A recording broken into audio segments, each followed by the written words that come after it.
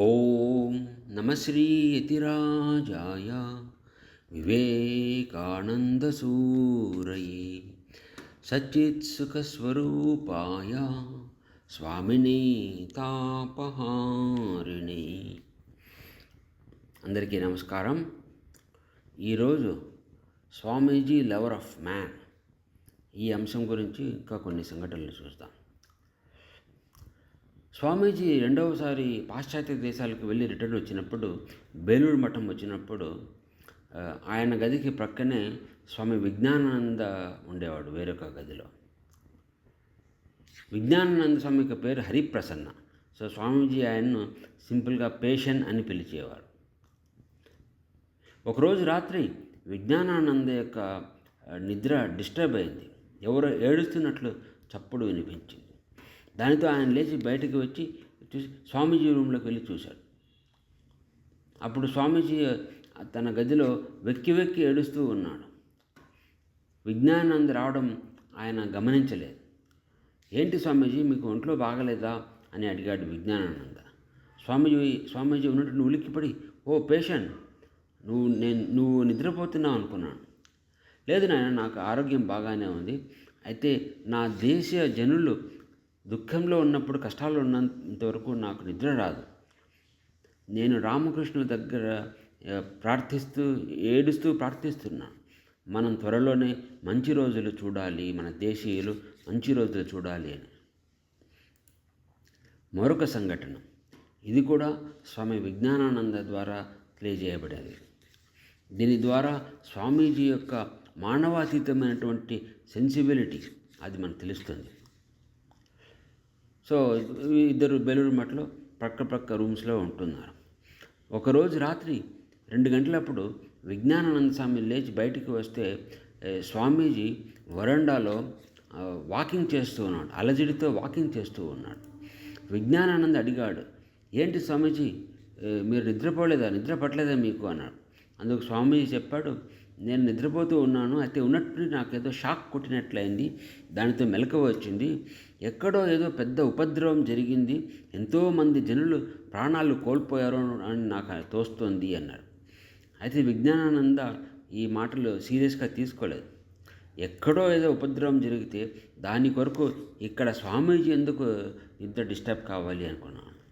So అయితే మరుసటి రోజు పేపర్లో చూస్తే సరిగ్గా స్వామీజీ నిద్ర నుంచి లేచిన ఆ సమయంలోనే ఆస్ట్రేలియా దగ్గర ఫిజీ అనే చోటు ఉంది. అక్కడ పెద్ద అగ్నిపర్వత విస్ఫోటనం జరిగింది అని చూశాడు. సో దీని ద్వారా స్వామీజీ యొక్క ఈ అతీంద్రియమైనటువంటి గ్రహణ శక్తి గురించి మనకు తెలుస్తుంది. మరొక సంఘటన, స్వామీజీ రెండవ ట్రిప్, పాశ్చాత్య దేశాలకు రెండవ ట్రిప్ తర్వాత రిటర్న్ వస్తున్నాడు తన స్నేహితులు, తన శిష్యులతో కలిసి. దారిలో వారు కైరోలో ఆగారు, కైరో సిటీలో. ఒకరోజు వాళ్ళందరూ బయట వాకింగ్ పోతూ ఉన్నారు. పోతూ తీరా చూస్తే వాళ్ళు రెడ్ లైట్ ఏరియాకి వెళ్ళిపోయారు. అంటే వేసలు ఉండే చోటు, ఆ ఏరియాకి వెళ్ళిపోయారు. సో వాళ్ళకి అర్థమైంది, మనం ఇక్కడ ఉన్నాం, మనం ఇక్కడి నుంచి వెళ్ళిపోవాలి అనుకున్నారు. స్వామీజీని కూడా తమతో పాటు తీసుకువెళ్ళిపోవడానికి వాళ్ళు ప్రయత్నిస్తున్నారు. అయితే స్వామీజీ వాళ్ళ దగ్గర నుండి డిటాచ్ అయ్యి రోడ్డు పక్కనే బెంచ్ మీద కొంతమంది స్త్రీలు కూర్చుని ఉన్నారు. స్వామీజీ వాళ్ళ దగ్గరికి వెళ్ళి, అయ్యో పాపం, వీరి దివ్యత్వాన్ని తమ శరీర సౌందర్యంలో పెట్టారు అన్నాడు. ఆ స్త్రీలు ఆయన పట్ల సైగలు చేయడం మొదలుపెట్టారు.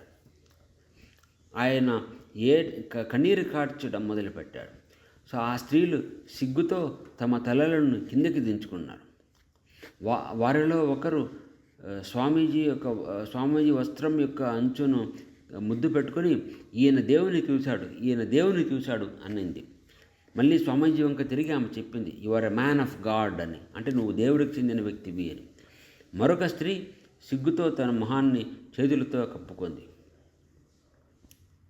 మరొక సంఘటన, స్వామీజీ ఈ కాశీపూర్లో గోపాల్ లాల్ సీల్ ఉద్యాన గృహంలో ఉన్నప్పుడు జరిగింది. ఒక యువకుడు ఆయన దగ్గరికి వచ్చి చెప్పాడు, స్వామీజీ, నేను ఎన్నో చోట్లకు వెళ్ళాను, ఎన్నో ఆధ్యాత్మిక సంప్రదాయాలతో సాంగత్యం పెట్టుకున్నాను.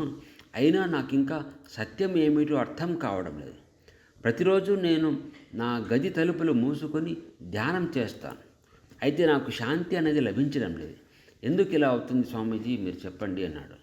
అప్పుడు స్వామీజీ అతని మాటలు విని చెప్పాడు, నాయనా, నువ్వు శాంతి కావాలనుకుంటే నువ్వు ఇప్పుడు చేస్తున్నావో దానికి విరుద్ధంగా వ్యతిరేకమైనది చెయ్యి.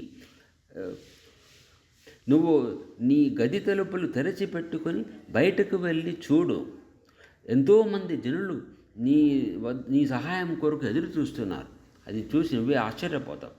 నువ్వు వాళ్లకు సహాయం చేయి, వాళ్ళకు భోజనం పెట్టు, త్రాగడానికి తిండి నువ్వు ఎంత వీలైతే అంతగా సేవ చేయి. దాని ద్వారా నీకు శాంతి లభిస్తుంది.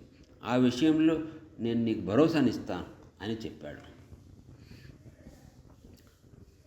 ఓం జననీం శారదాం దేవీం రామకృష్ణం జగద్గురుం పాదపద్మే తయో శ్రీత్వా